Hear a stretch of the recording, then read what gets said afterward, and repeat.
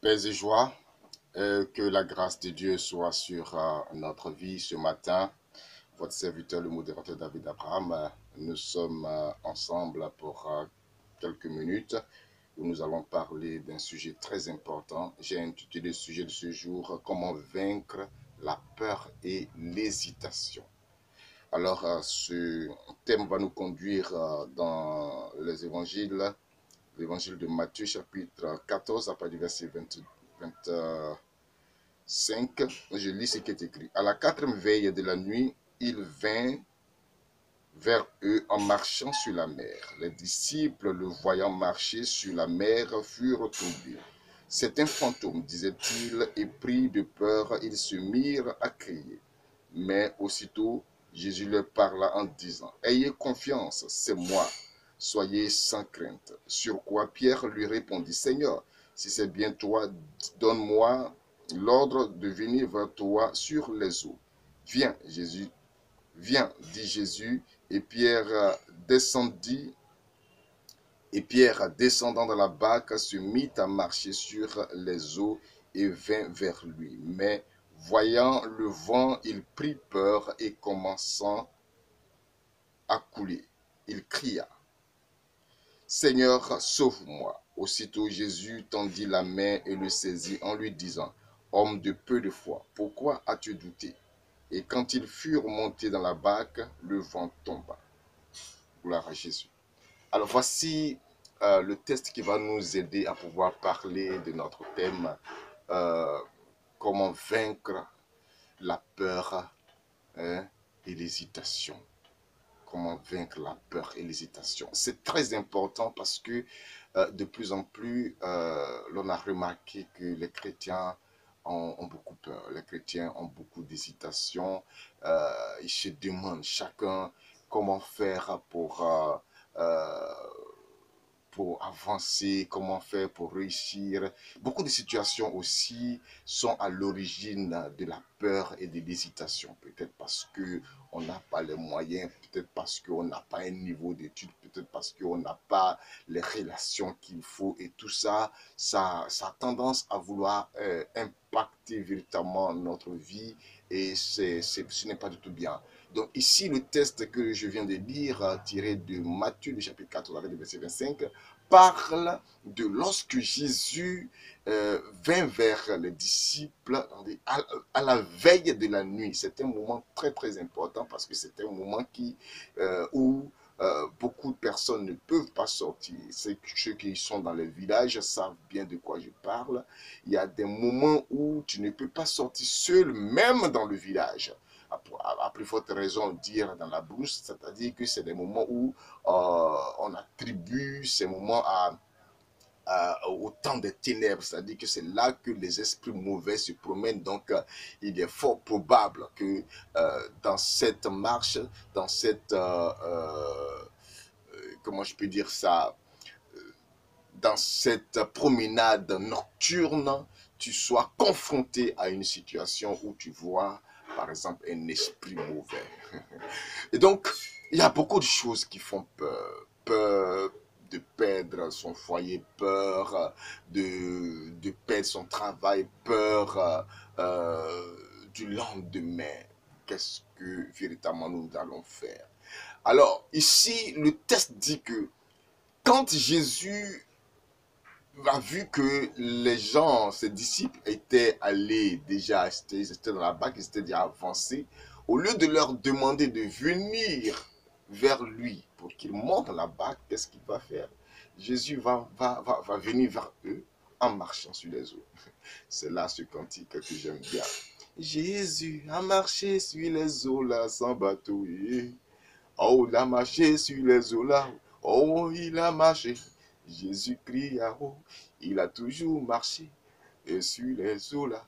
Ah oui, il marche sur les eaux. Les eaux, en réalité, il faudrait que vous compreniez ce qu'on appelle les eaux. L'eau, ce n'est pas ce liquide que tu vois. L'eau, c'est la manifestation d'un monde spirituel.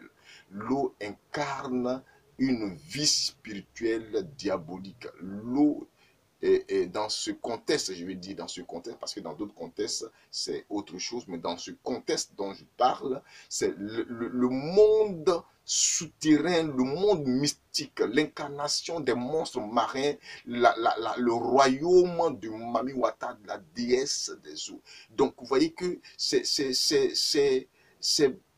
un combat spirituel que Jésus était en train de livrer à travers cet épisode, ce péricope que nous venons de lire. C'est un combat spirituel qu'il était en train de livrer. C'est pourquoi il n'a pas demandé aux disciples de venir avec la barque, mais il va marcher sur l'eau pour démontrer aux esprits marins que c'est lui qui est en train de marcher sur l'eau, c'est lui qui est le créateur de l'eau, c'est lui le Seigneur des Seigneurs, c'est lui qui a pouvoir sur toutes choses. Et pendant qu'il était en train de marcher sur l'eau, les eaux étaient silencieuses. Les esprits des eaux étaient silencieuses. L'eau s'est solidifiée et lui a donné la possibilité de marcher sans pouvoir couler.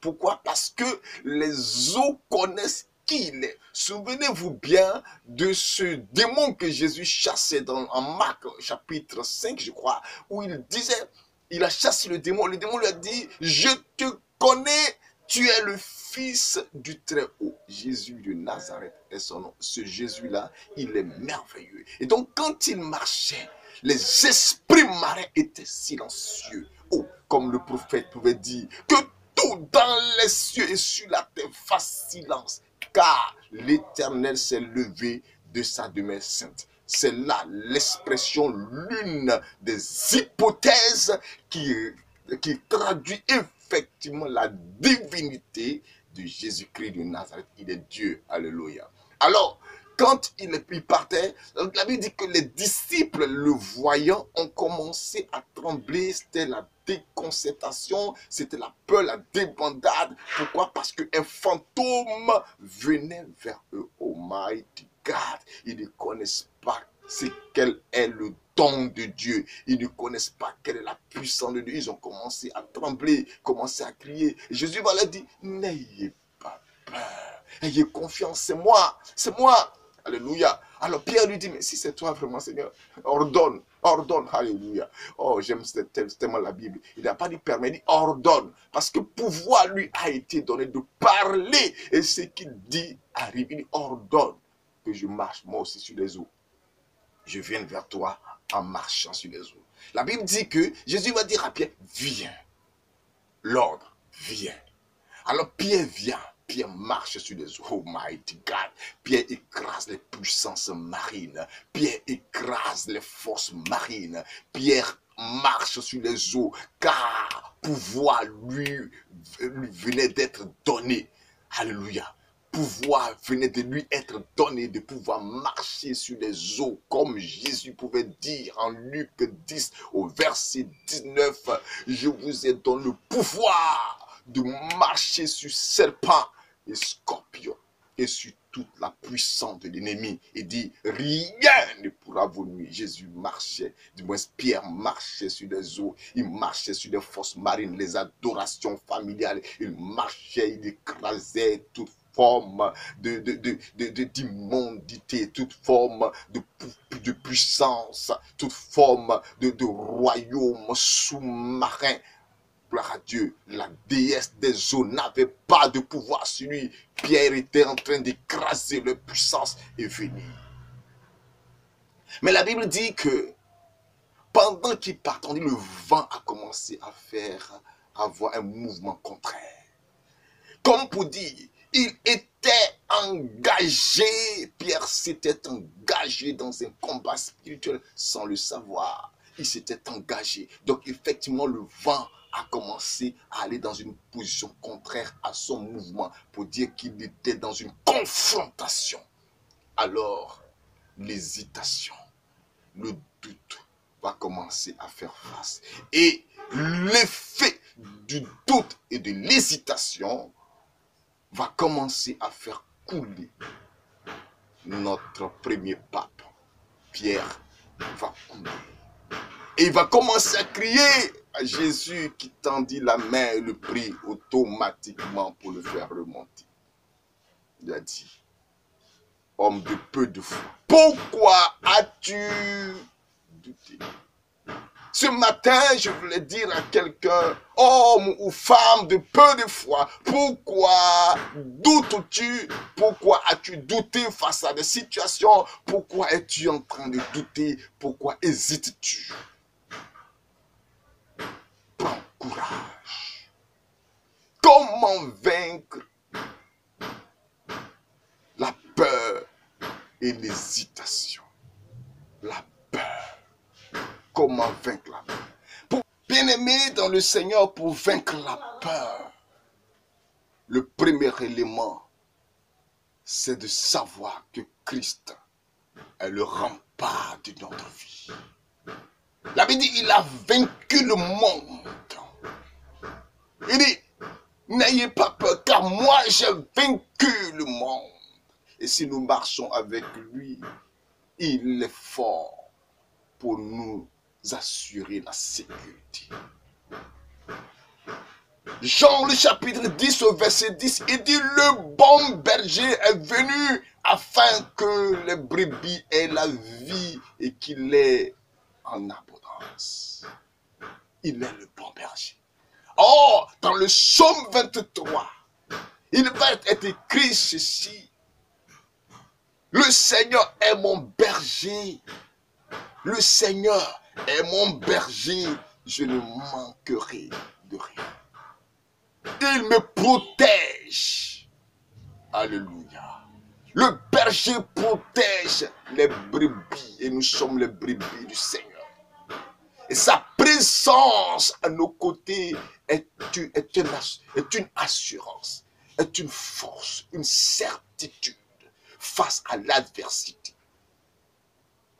Un enfant qui n'a plus confiance à son père guerrier, je pense que cet enfant-là ne mérite pas d'être appelé fils du père. Une anecdote nous disait ceci.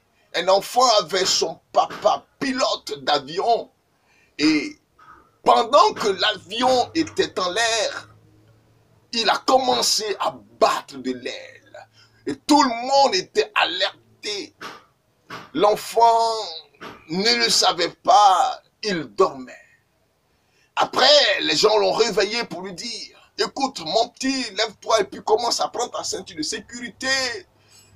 Parce que l'avion est en train de vouloir s'écraser. Son père était le pilote, le commandant en chef de l'avion. Il a posé la question, et mon papa, où est-il? On lui a dit, ton père est aux commandes de l'avion. L'enfant s'est recouché immédiatement. Pourquoi? Parce que son papa, il a toute la confiance que si son père est aux commandes de l'avion, il n'y a rien.